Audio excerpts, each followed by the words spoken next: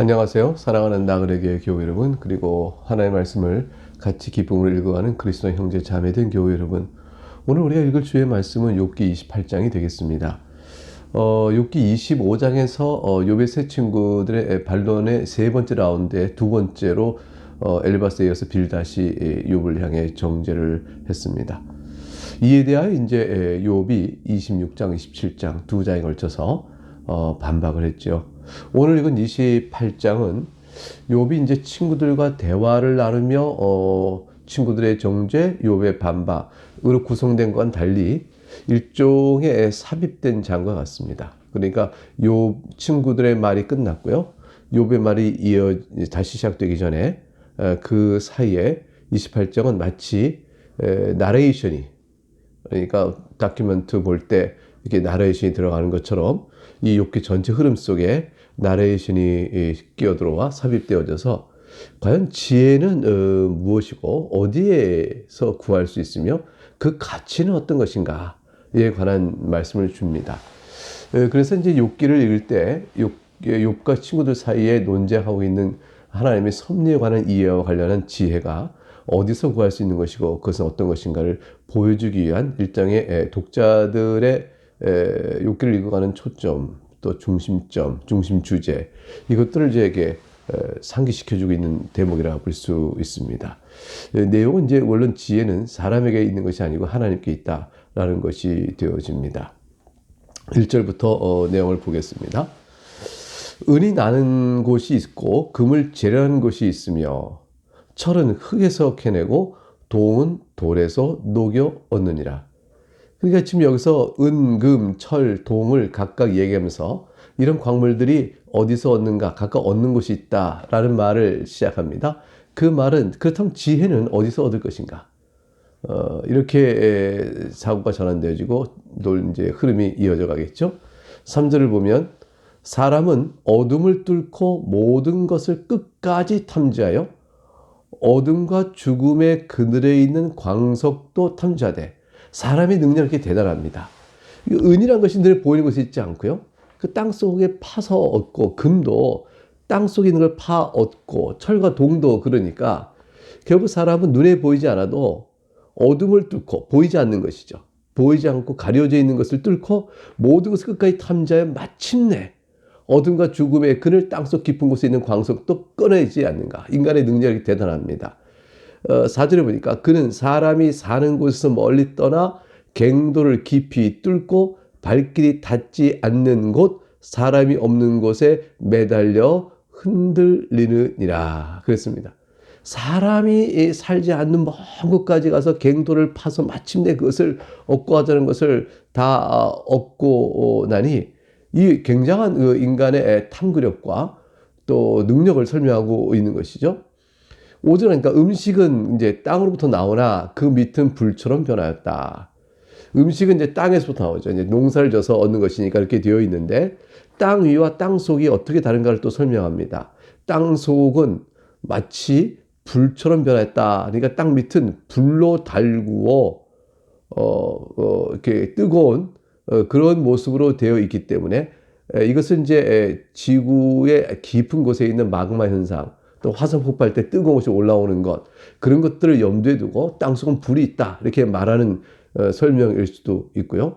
또 하나는 앞에 문장을 연결시키면 그런 뜨거운 불을 있는 땅을 들어가 파서라도 광물을 꺼내는 인간의 능력을 또 말하기도 합니다. 어쨌건 욥은 나름대로 상당한 그 지구 물리적인 지식을, 또 광물학적인 지식을 또 갖고 있다는 것을 얼른 보여주죠. 그 돌에는 6절, 그 돌에는 청옥이 있고 사금도 있으며, 그랬으니까 이것은 이제 땅을 파서 얻는 그 광물들 가운데 청옥도 있고 또 사금도 있다. 7절, 그 길은 솔개도 알지 못하고 눈도 보지 못하며, 이게 사실 짐승의 눈에 보이지 않는 것입니다.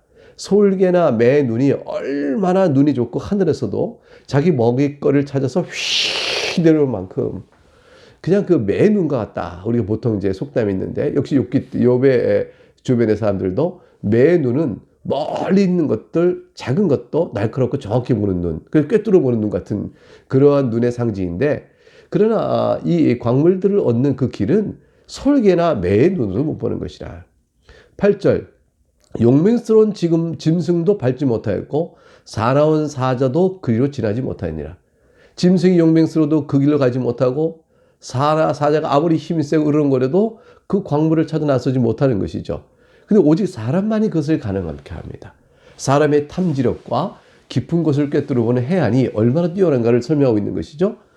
그래서 9절에 보니까 사람이 굳은 바위 위에 손을 대고 산을 뿌리까지 뒤엎으며, 굳은 바위라도 사람은 그것을 그냥 드러내 그 밑을 파내게 되고 산을 옮길 만큼 해서라도 광물이 있으면 찾아내고 그거를 또 얻어내냅니다. 10절 반석의 수로를 터서 각종 보물을 눈으로 발견합니다. 대단한 인간의 탐지력이죠. 11절 누수를 막아 스며 나가지 않게 하고 감춰져 있는 것들 밝은 대로 끌어내니라. 이 갱도를 쭉 팔 때 수로를 터서 쭉 사람이 갈 수 있도록 하되 물이 누수가 되지 않도록 다 막아서 마침내 깊은 곳도 파들어가 그 감춰져 있던 광, 은, 금 이런 모든 동, 철 이런 것들을 밝은 대로 끌어내느니라. 인간의 행하는 노력이 보화를 얻기 위해서 얼마나 탁월하며 또 대단하며, 그것은 자연의 매나 솔기 같은 그러한 것들이 매서 눈이 딸져서 보지 못하는 것을 해내는 인간의 심오한 아주 큰 능력을 이렇게 먼저 제시합니다. 그러나 지혜는 그렇지 않다는 거예요. 이제 12절부터 보게 되면, 그러나 지혜라는 것은 금, 은, 동, 철을 얻는 것과는 전혀 다르다는 것이에요. 땅속에 있는 것도 파낼 수 있는 인간이지만 지혜는 인간이 구하지 못하더라. 12절 볼까요? 그러나 지혜는 어디서 얻으며 명철이 있는 곳은 어디인고? 인간이 두나요? 지혜와 명철을 찾지 못합니다. 13절 그 길을 사람이 알지 못하나니 사람 사는 땅에선 찾을 수 없구나. 깊은 땅 속에 감춰진 어둠과 그늘 속에 있는 것에 있는 그 운동은 찾아내도 사람 사는 가운데서 발견해야 될 지혜와 명철은 찾지 못한다. 왜 그럴까요? 왜 그럴까요? 그것은 인간이 타락하여 본성상 부패에 있어서 지혜는 하나님이신데 하나님을 바로 보지 못하니 지혜를 발견하지 못하는 거죠. 하나님을 마음에 두기 싫어하니 올바른 지혜를 찾지 못하는 인간의 한계, 죄로 부패한 인간의 모습 때문인 것입니다. 사실 그래서 인간 사는 세상 속에서 어떤 철학자요, 심오한 도사요, 모든 우주 만물의 이치를 꿰기 위하여 내가 평생을 돌을 닦았다 해도 소용이 없습니다. 그 길을 알지 못합니다. 지혜와 명철은 인간에게서 찾아낼 수가 없습니다. 그래서 13절에 그 길을 사람이 알지 못하니 사람 사는 땅에선 찾을 수가 없구나. 14절 깊은 물이 이르기를 내 속에 있지 아니하다 하며 바다가 이르기를 나와 함께 있지 아니하다 하느니라. 깊은 물 속에 들어가면 지혜가 있을까? 바다를 바라보면 그 광명한 바다 속에 그 모든 생명체 그 안에 있고 그 우리에게 참으로 얼마나 큰 그 생명이 살 수 있는 힘을 줘요, 바다라는 것이.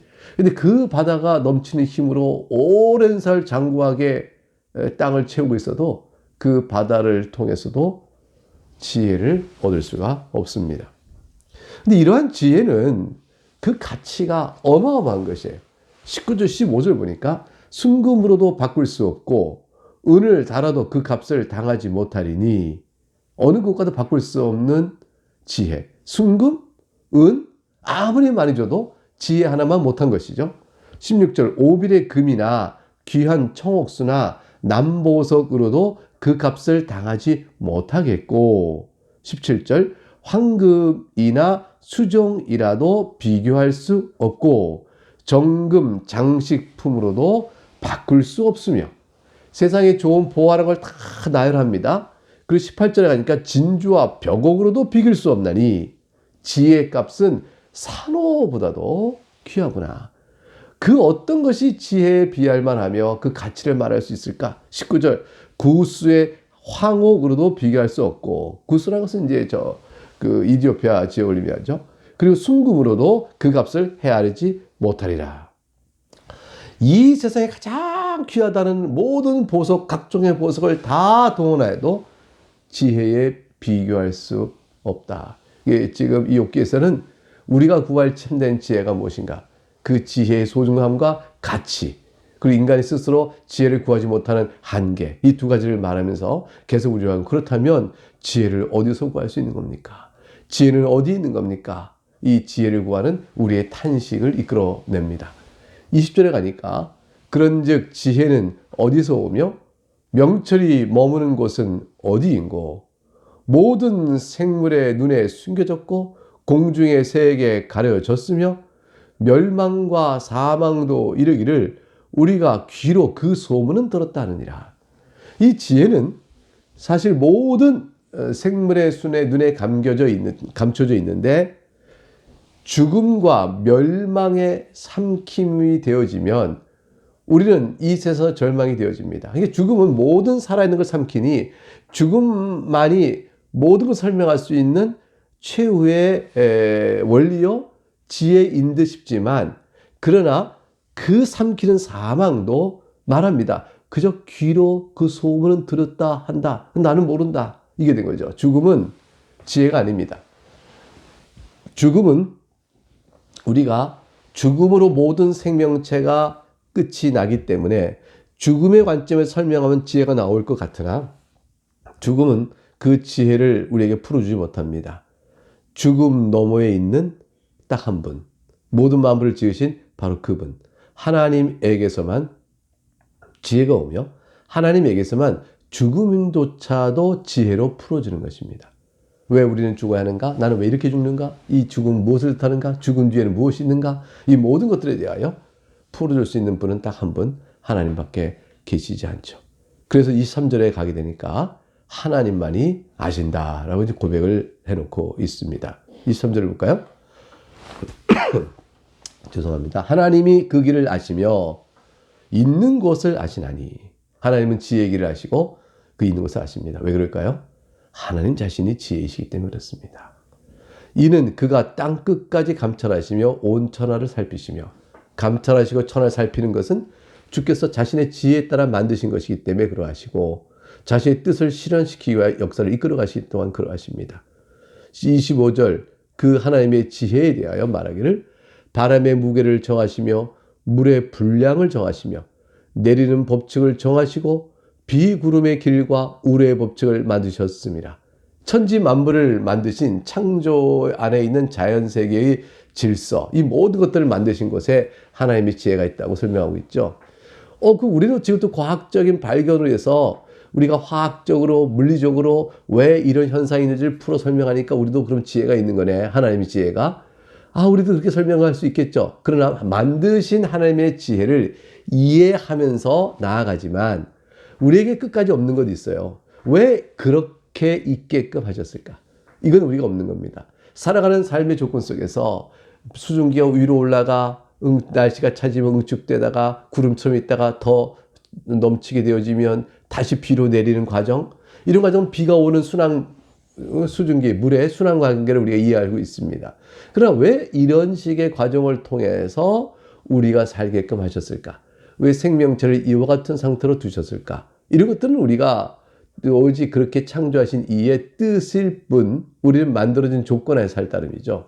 그러니까 만들어진 조건의 상태가 어떻게 되는지를 더듬어 알아가고 있지만 그것들을 만드신 목적, 또 그것을 왜 그렇게 하셨는가 등등의 이유들은 설계의 이유, 설계의 목적, 그건 우리가 알 수가 없죠. 참된 지혜는 바로 거기까지 나가서 있는 거겠죠. 지금 욥은 일단 그 부분을 밀고 나아갑니다. 27절 때가 때에 그가 보시고 선포하시며 굳게 세우시며 탐구하셨고 그렇습니다. 그래서 우리가 어느 때에 이 일이 있게 될 것인가, 또 그런 것들을 하나님이 다 선포하시고 세우신 바대로 그 일이 이루어지고 있다. 하나님의 섭리 가운데 온 우주 만물이 다스려지고 있는 것이라 이렇게 되어 있습니다. 그러므로 28절 결론도 나오죠. 또 모든 사람에게 말씀하셨도다. 보라, 주를 경외함이 지혜요 악을 떠남이 명철이니라. 주를 경외함이 지혜라는 것은 주를 경외하면 자연법칙에 소위 오늘날 자연과학의 지식이라는 것들을 얻을 수 있는 건 아니죠. 그러나 주를 경외하면 이러한 창조의 자연 질서를 만드시고 그 가운데 우리를 살게 하신 하나님께서 왜 나에게 이러한 환경과 또 나의 삶을 왜 이렇게 이끌어 가신가 하는 것들을 바라볼 수 있게 합니다. 주를 경외할 때 비로소 눈에 보이는 하나님의 지혜를 발견할 수가 있게 됩니다. 악을 떠날 때 비로소 우리에게 명철이 주어집니다. 사랑하는 교우 여러분, 우리 나름대로 하나님 뜻이 무엇일까? 내가 겪는 일에 있어서 이것을 어떻게 생각하고 풀어갈까? 이런 등등이 알고자 하여 지혜를 구합니다. 그런 그 지혜는 하나님을 경외하고 악에서 떠나 하나님께서 창조해 주신 우리의 예배를 받으실 분이시며 주의 교훈 앞에 나는 살 따름이라는 사실 앞에 겸손히 무릎을 꿇고 우리의 삶을 되돌아보면 그럼 우리는 우리의 삶의 오늘 자리 속에서 우리는 하나님께서 우리를 이끌어 가시는 그 인도하심의 뜻과 목적을 또 어렴풋이나마 알게 되고 짐작게 되고 찬송게 되고 감사하는 그런 삶을 살아갈 수가 있게 될 것입니다. 여러분이 지금 겪고 있는 삶의 자리 속에 여러 가지 일들이라 할지라도 같은 원리에 따라 주 앞에 엎드려 기도하고 찬송하면서 우리를 인도하신 주의 손길을 주여 우리가 보게 하옵소서, 우리를 지혜를 주옵소서 라고 기도하시며 또 그런 가운데 주의 위로를 누리시고 살아가는 복된 여러분의 하루가 될 수 있기를 주의 이름으로 또한 축복합니다. 네, 여기서 오늘은 마치겠습니다. 감사합니다.